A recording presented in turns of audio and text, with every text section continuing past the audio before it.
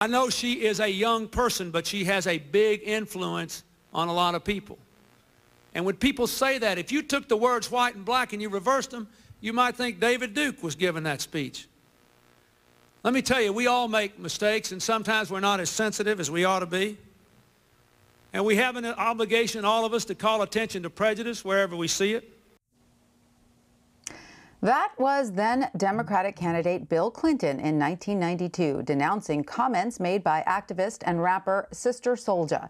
She had been outspoken about the Rodney King protests in Los Angeles. The protests came after a jury acquitted 4 L.A. police officers of beating King, a black man, despite a recording of the attack. King died in 2012. Sister Souljah told the Washington Post in part, quote, "If black people kill black people every day, why not have a week and kill white people? Unfortunately for white people, they think it's all right for our children to die, for our men to be in prison, and not theirs." Speaking before Reverend Jesse Jackson's Rainbow Coalition, Clinton repudiated those remarks. The speech is credited as a major turning point, helping Clinton's image among white moderate voters. President Trump had the opportunity to have his own Sister Souljah moment after a deadly shooting in Kenosha, Wisconsin. Kyle Rittenhouse faces 6 charges, including first-degree intentional homicide. The 17-year-old white teenager crossed state lines with a gun, allegedly killing 2 people and wounding a third. BuzzFeed News reports he had previously attended a Trump rally. Instead of rebuking his actions, the president claimed without evidence that Rittenhouse acted in self-defense. Here's more of his remarks from Monday. He was trying to get away from them, I guess, it looks like, and he fell, and then they very violently attacked him, and it was something that we're looking at right now, and it's under investigation. In his latest column for the New York Times, Jamelle Bouie argues the president must have a Sister Souljah moment to repair his image ahead of the November election. He says Mr. Trump must condemn people like Rittenhouse who act violently in his name. Jamelle Bouie joins me now from Charlottesville, Virginia. He's a CBS News political analyst and New York Times opinion columnist. Jamelle, welcome. Great to have you with us. Tell us how condemning his supporters who act violently could help the president this fall. So today there was a big bunch of polling that came out after the Republican National Convention the past couple of days to see where the president and Joe Biden stand in the election. And the race hasn't changed much, right? Biden still leads by 7, 8, 9 points. Trump is still behind. But if you dig into some of the polling, you'll find that when asked whether or not voters believe the violence in cities will get better if Trump is reelected, voters disagree. They say it will get worse. And on the flip side, they say it will get better under Biden. And I think that tells us why something like this might be necessary for President Trump.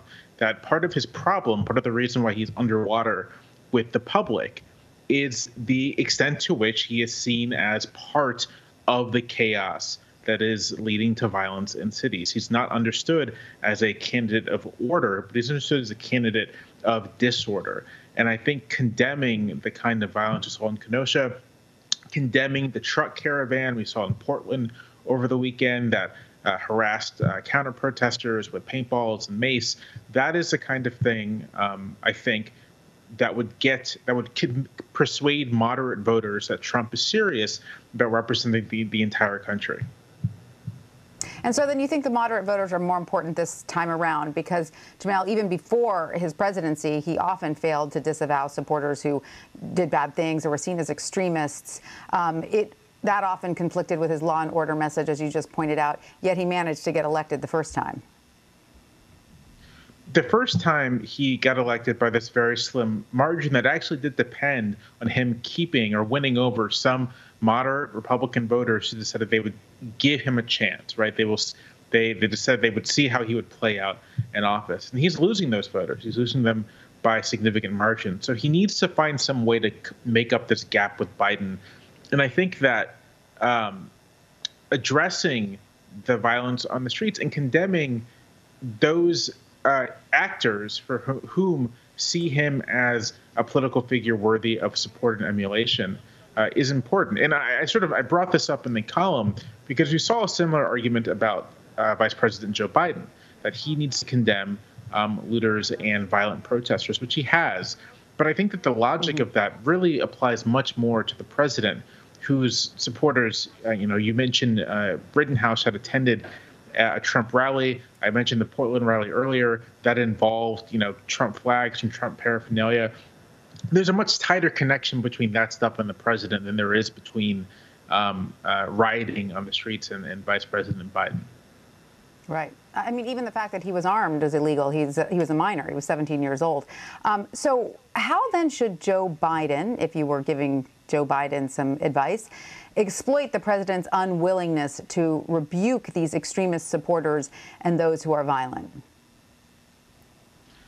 To go back to the polling for a moment, an interesting thing about how this disorder is perceived. So the Trump campaign wants voters to perceive it as crime. Something that might show up at their doorsteps, that might affect their children in the cities, that kind of thing. But voters seem to be understanding disorder in the cities as falling under the rubric of race relations. These things are sparked by police shootings and police brutality, and I think voters are taking that in to see even destruction in a place like Kenosha as being a part of that issue area. Trump does very poorly on race relations. It's one of his worst areas. Biden, by contrast, does very well on it. And I think that if Biden wants to capitalize on Trump's refusal to condemn extremists in his coalition, the way to do it is very much to continue to tie the violence to this question of race relations and this question of who is bringing the country together, which is what he's been doing. At his Pittsburgh speech on Monday, Vice President Biden made this exact point. So the president, by not criticizing or condemning extremists like Rittenhouse, doesn't he also then embolden others out there like him? I think you can make a case that he does. A former official in the Department of Homeland Security, I think last week, argued that President Trump's both refusal to condemn, sometimes tacit endorsement of some extremists has contributed to, violence and disorder on the streets. That in this particular, not this year, but in previous years, previous incidents, like the one that happened in Charlottesville, Virginia, in point of fact. And I think you can make that case that the president's rhetoric actually does matter quite a bit. What the president does matters quite a bit. At the Republican National Convention, the president and his allies elevated the McCloskeys, a couple in St. Louis who brandished weapons at Black Lives Matter protesters. That kind of thing sends a signal, right? What it says is that if you do these kind of things, the president approves. The president might even elevate you. And so to the extent that President Trump not only does not condemn or shies away from condemning, but to the extent that he, on occasion, actively elevates, that is, I think that encourages stuff on the ground. It encourages people to take things into their own hands. And that certainly doesn't resonate with a law and order message. All right, well, Jamelle Bouie, thank you so much for joining us. We really appreciate your time. Thank you for having me.